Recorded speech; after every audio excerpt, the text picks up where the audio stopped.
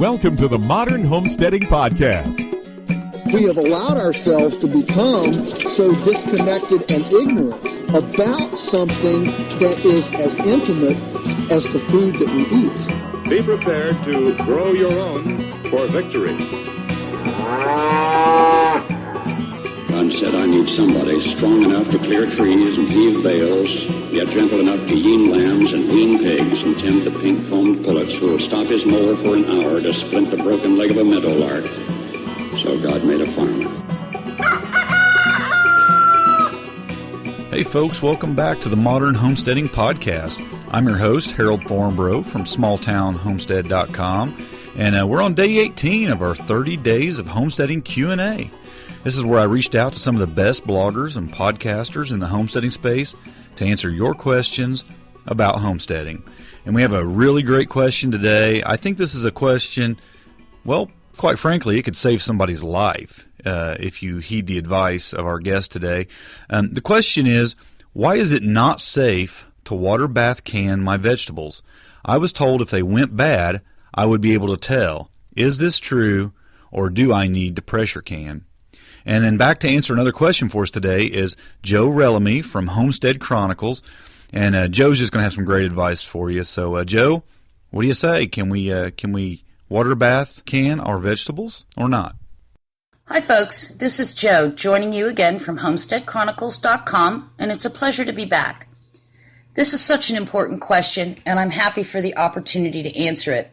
The question was, why is it not safe to water bath canned veggies, and is it true that you can tell if something's bad? So let's just get straight to the point. No, you will not always be able to tell if something's bad. And yes, veggies must be pressure canned. Hang in there with me for a few, and I'll explain why that is. Botulism is a neurotoxin created by a bacterium that I can't pronounce, don't even ask me to, and it cannot be seen, smelled, or tasted. It's one of the most common but deadliest forms of food poisoning, and it happens to grow best in the perfectly anaerobic or oxygen-free environment of a sealed canning jar, except under two conditions, which I'll explain in a minute. First things first, the short answer is no. You can't see, taste, or smell botulism, so you will not be able to tell. Yes, you need to pressure can all veggies, meats, beans, and other low-acid foods. Please note, I'm not trying to scare you here, but to educate you, so forgive me if I say it more than once. You will not be able to tell whether your food is safe by using your senses alone. This is a proven scientific fact. When this bacteria grows, it secretes a deadly toxin that affects the nervous system and can kill both people and animals. It's much worse than other forms of food poisoning, such as Listeria and E. coli. You will not know that the food contains this toxin until you find yourself in a fight for your life. And now that said, you might be able to see, taste, or smell other forms of spoilage, but not botulism. A quick Google search is all you need to find out what botulism is and how it can kill you or make you wish you were dead, and how to prevent it. In fact, I'm going to ask Harold to share a link to a story that made national news last spring when one person died and 21 others were hospitalized at a church potluck in Lancaster, Ohio. Perhaps you remember something about it? The cause was determined to be improperly canned potatoes in potato salad, and not one person who was stricken by that outbreak had tasted any contamination at the potluck. Please be sure to read this entire news article beginning to end, because towards the end it spells out exactly how an outbreak can happen, and it will confirm everything I'm about to share, so it's an important read. To be clear, the reason you don't hear much about botulism outbreaks these days is because there's not that much home canning going on these days.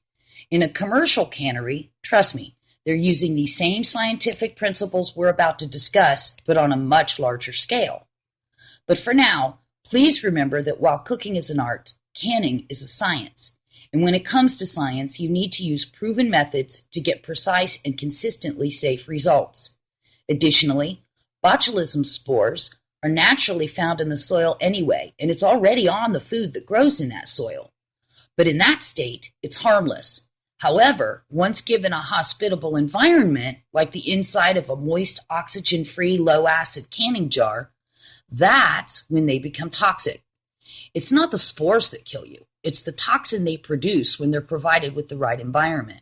See? It's science, not art.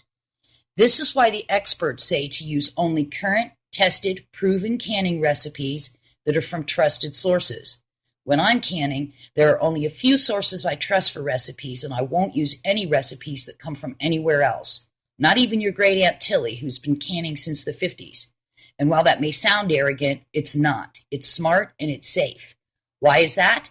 Because in the years since Aunt Tilly started canning, water, seeds, soils, and the veggies that grow from it have been impacted by environmental changes such as pollution, chemical contamination, and cultivation practices which can change the end result. What worked in the 50s might not work now, and this explains why recipes need to be current. And you should never alter a tested recipe. Follow it to the letter. Why?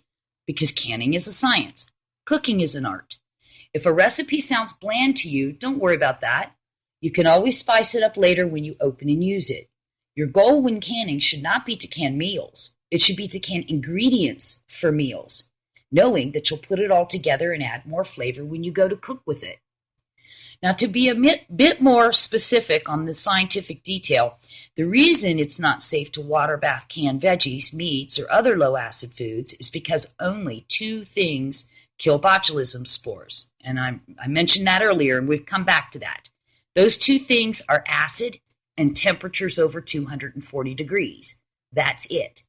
Some foods provide acid naturally, like fruits, and others need to have some form of acid added, like you would add vinegar to pickles.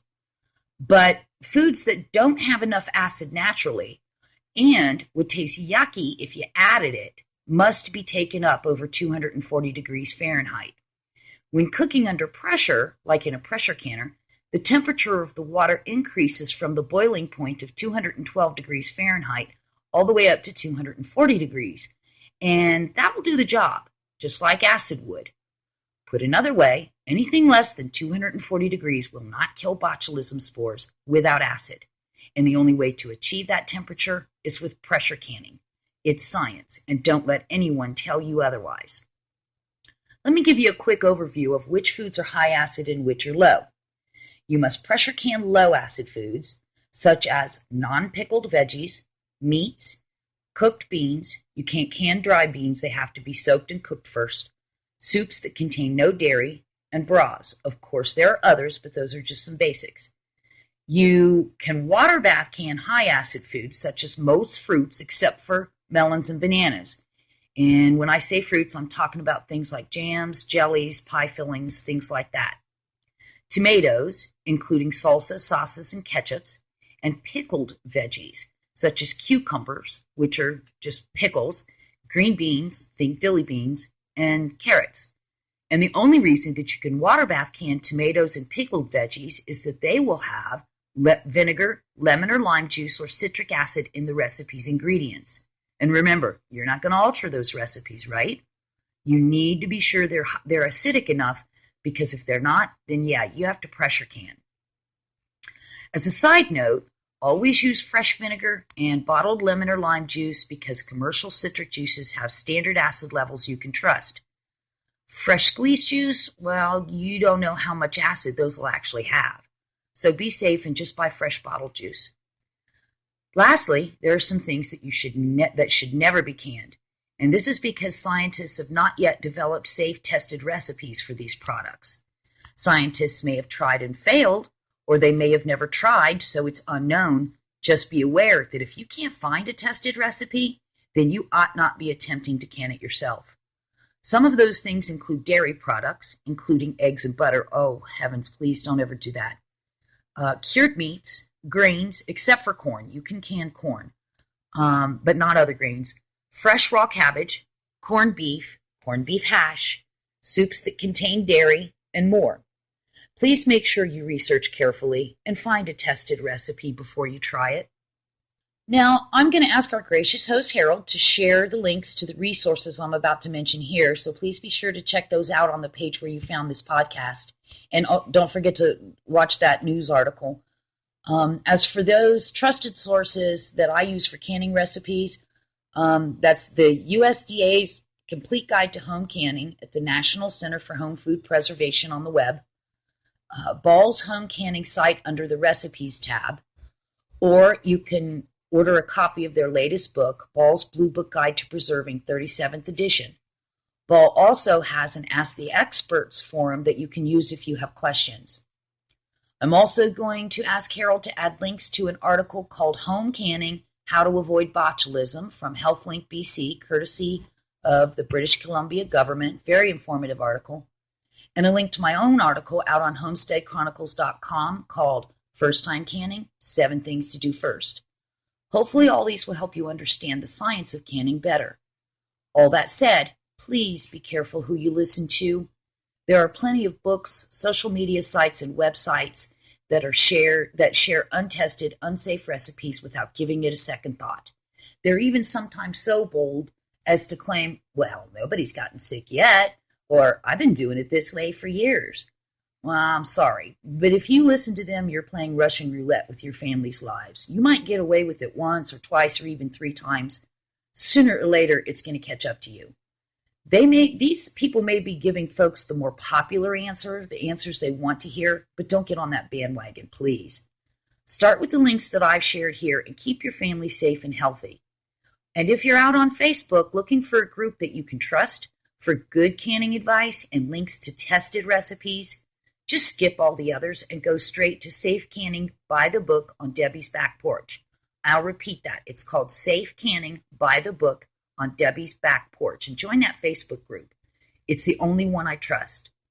Well, I hope you've enjoyed this little science lesson, and happy canning from Homestead Chronicles. God bless and be safe. Until next time, bye-bye.